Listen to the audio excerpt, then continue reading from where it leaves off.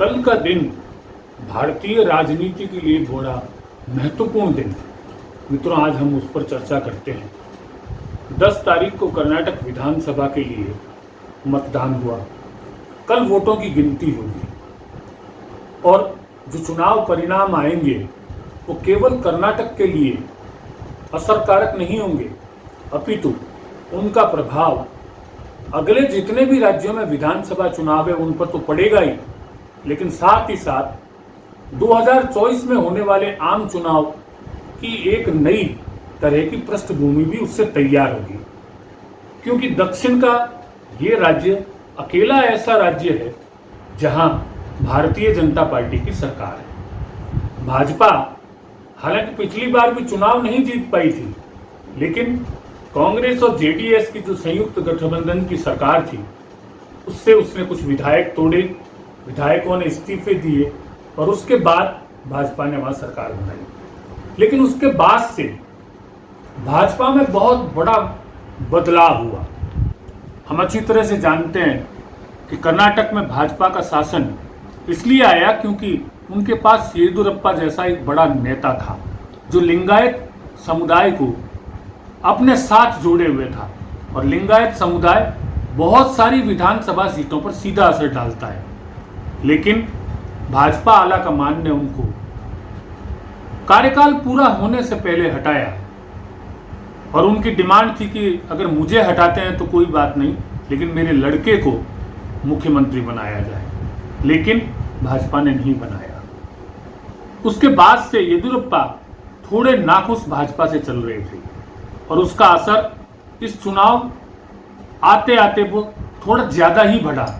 हालांकि भाजपा ने क्षतिपूर्ति करने की कोशिश की, उनको भाजपा संसदीय बोर्ड का सदस्य बड़ी उम्र होने के बाद भी बनाया, लेकिन तब तक लिंगायत समुदाय भाजपा से छिटक चुका था। वहीं दूसरी तरफ कांग्रेस ने लगातार अपनी हार से एक नया सबक लिया। कर्नाटक में भी कांग्रेस में 2 गुट पैरेलल काम करते थे, डीके शिव कुमार और सिद्धारमैया का। लेकिन राहुल गांधी और प्रियंका गांधी ने अपनी तरफ से कोशिश करके दोनों को एक किया। और सबसे बड़ी बात यह थी कि कांग्रेस ने अपना जो नया राष्ट्रीय अध्यक्ष बनाया वो भी कर्नाटक के मल्लिकार्जुन खड़गे को बनाया। इस कारण ये चुनाव बड़ा रोचक हो गया। जिस तरह पीएम नरेंद्र मोदी गुजरात में जाकर हमेशा कहते हैं कि मैं धरती पुत्र हूं गुजरात का, और अगर मैं चुनाव हार गया तो दिल्ली में जाकर क्या मुंह दिखाऊंगा, इसी फार्मूले को इस बार मल्लिकार्जुन खड़गे ने इस्तेमाल किया।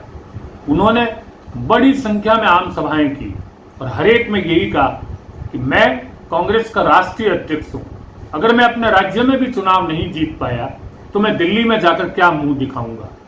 और भारतीय मतदाता संवेदनशील होता है और वो इमोशनल मुद्दों पर तुरंत मतदान करता है। उसका असर चुनाव परिणाम में दिखाई देगा, ये साफ साफ लग रहा है। इसके अलावा एक और बड़ा परिवर्तन राजनीतिक रूप से देखने को मिला। राहुल गांधी की सदस्यता जाने के बाद राहुल और प्रियंका पहली बार भाजपा और पीएम के खिलाफ इतने आक्रामक होकर कर्नाटक चुनाव में उतरे और उसका उनको रिस्पांस भी मिला। कर्नाटक चुनाव में जो आज तक मुद्दा भाजपा बनाती आई भ्रष्टाचार का, इस बार कांग्रेस ने भ्रष्टाचार को मुद्दा बनाया और उन्होंने अपने लगातार आरोप इस तरह के लगाए कि ये 40% कमीशन की सरकार है और उस मुद्दे पर जनता उनके साथ भी आई। प्रधानमंत्री ने, गृह मंत्री अमित शाह ने और जेपी नड्डा ने वहां बहुत मेहनत की और दूसरी तरफ मल्लिकार्जुन खड़गे, प्रियंका गांधी और राहुल गांधी ने भी ताबड़तोड़ रैलियां की। अब मतदान के बाद जितने भी सर्वे आए हैं उनमें कमोबेश ये तो माना ही जा रहा है कि कांग्रेस सबसे बड़ा दल होगा। कुछ बहुमत बताते हैं, कुछ बहुमत से बहुत अधिक बताते हैं, लेकिन कुल मिलाकर सर्वे को अगर आधार मानकर हम बात करें तो ये स्पष्ट है कि कांग्रेस वहां अपर हैंड है, कांग्रेस बड़ी पार्टी है, ये बात स्पष्ट है। इसका अर्थ है कि वहां भाजपा की सरकार नहीं बन रही है। तो जैसा मैंने आरंभ में कहा कि भाजपा की सरकार नहीं बनने का बहुत सी जगहों पर असर होगा। अब आने वाले समय में राजस्थान, मध्य प्रदेश और छत्तीसगढ़ के चुनाव है, उनका असर अभी से होना शुरू हो गया है। छत्तीसगढ़ और मध्य प्रदेश में भाजपा के कई वो चेहरे जिन्होंने भाजपा के अलावा किसी पार्टी को देखा भी नहीं था, वो छोड़कर अब वापस कांग्रेस की तरफ मुख कर लिया है उन्होंने। इनमें बड़ा नाम आता है पूर्व मुख्यमंत्री मध्य प्रदेश के कैलाश जोशी के सुपुत्र दीपक जोशी का, जो 3 बार विधायक रहे हैं और उनके पिता अटल बिहारी वाजपेयी के समय से भाजपा के एक बड़े कद्दावर नेता रहे हैं, लेकिन उन्होंने भी भाजपा छोड़कर कांग्रेस में जाना उचित समझा। छत्तीसगढ़ में नंदलाल सहाय जो 3 बार सांसद रहे, 3 बार विधायक रहे, उन्होंने भी आरोप लगाते हुए कि तानाशाही पूर्ण तरीके से पार्टी को चलाया जाता है, वो भी कांग्रेस में शामिल हो गए। तो कुल मिलाकर कर्नाटक की धमक इन 3 राज्यों में तो दिखाई दे ही रही है। राजस्थान में वसुंधरा राजे का मसला अब तक सुलझ नहीं पाया है।